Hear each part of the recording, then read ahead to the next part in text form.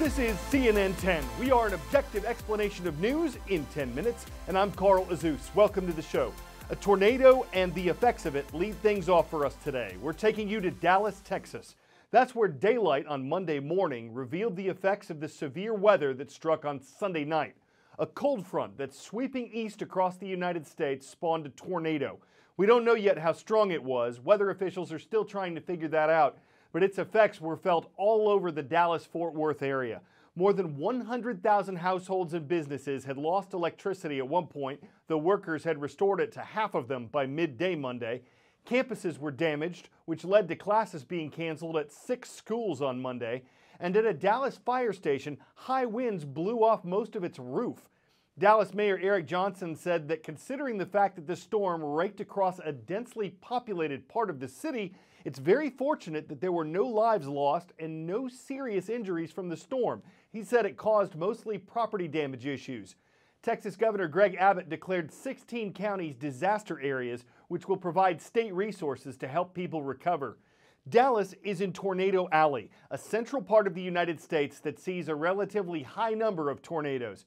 And even though they're most common in the late spring and early summer, tornadoes can form at any time of year, as this storm showed us. When severe weather strikes, one of the most common questions we get, what's the difference between a watch and a warning? Well, just for comparison's sake, let's take this stoplight. Green light, yellow light, red light.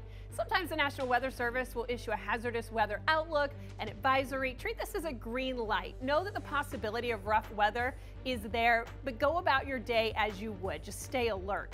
But as conditions tend to ripen, we may see a tornado watch issued by the National Weather Service.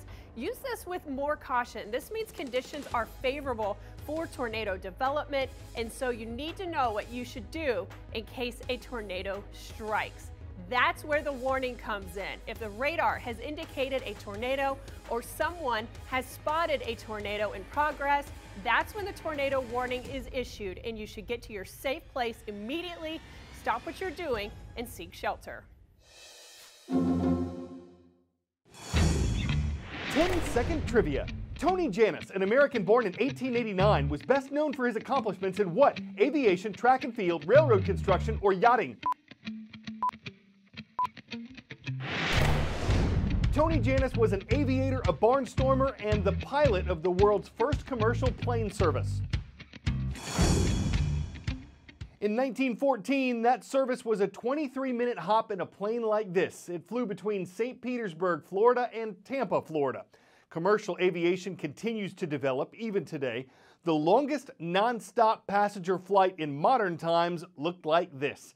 It was a 19-hour and 16-minute haul between New York City and Sydney, Australia, that was completed over the weekend.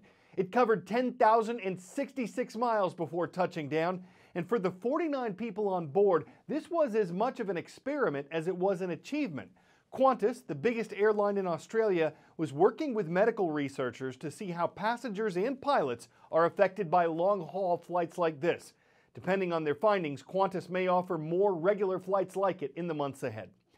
Up next today, thanks to what's known as the Internet of Things, everything from lamps and toasters to washing machines and refrigerators can be connected to the internet and your smartphone. And critics say a lot of this isn't really useful or very smart. But this kind of technology is finding its way into wheelchairs that can climb stairs and canes that can give users advanced notice of obstacles. And that's an example of how everyday accessibility could dramatically change lives worldwide. We need all stakeholders in our society to make technology available to all. People with no disability, they cannot really imagine what that really means for people like me. There are 253 million visually impaired people in the world, and these people have been still using just a plain stick. Cities can be difficult places to navigate at the best of times, but for some with disabilities, they can turn into gauntlets. With nearly 200 million people globally experiencing a severe disability, stairs, curbs, train gaps, even crosswalks can be impassable obstacles. But as devices grow smarter, cities are becoming more accessible. In fact, the assistive tech industry will be worth an estimated $30 billion by 2024. That's up from $14 billion in 2015. And when those with disabilities are around 40% less likely to be employed, access, of course, has a huge impact on the economy as well. It's very important to invest in our field because there's a multiplicator effect. If we develop new technologies, it does not help just single persons. It helps a large group of users. 3 of the most cutting-edge examples are already changing lives. My accident was in Dijon with a motorcycle. In the first second you know what happens. Es ist ein ganz neuartiger Rollstuhl und einfach kannst du sagen drauf vor allem. Kannst du leid sagen? Ja, genial, gell?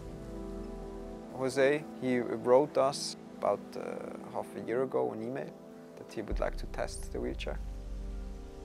Our goal is to develop a wheelchair that can climb stairs. Cool!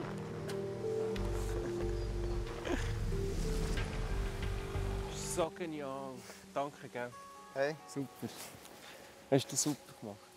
Funktioniert? Ja. Nein, ist wirklich fast Tränen. Wirklich super. Ja. Merci vielmals.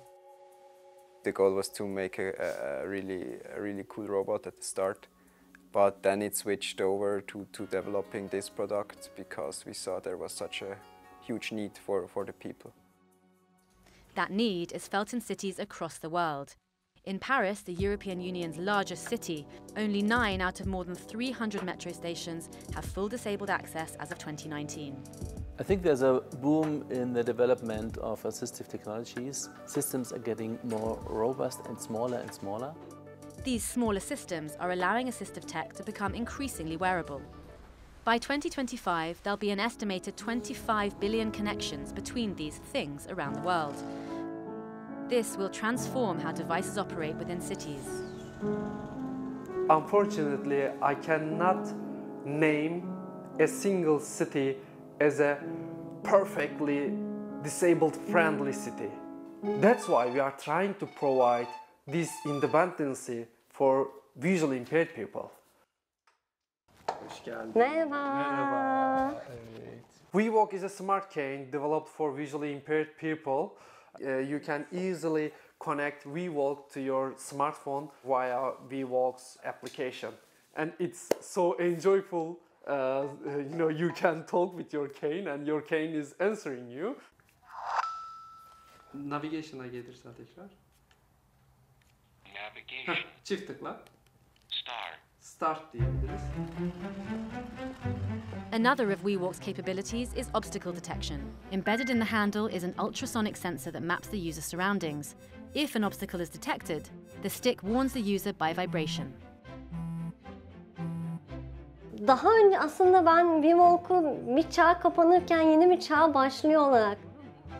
All of these technologies have had interest from other industries, indicating that the good health of the assistive tech sector can only be a good thing for society. There is a lot of new movement and there will be a lot of new results. We apply cool technology, robotic technology, which attracts many people who do not have a relationship to any kind of person with a disability. So it opens the minds of many people.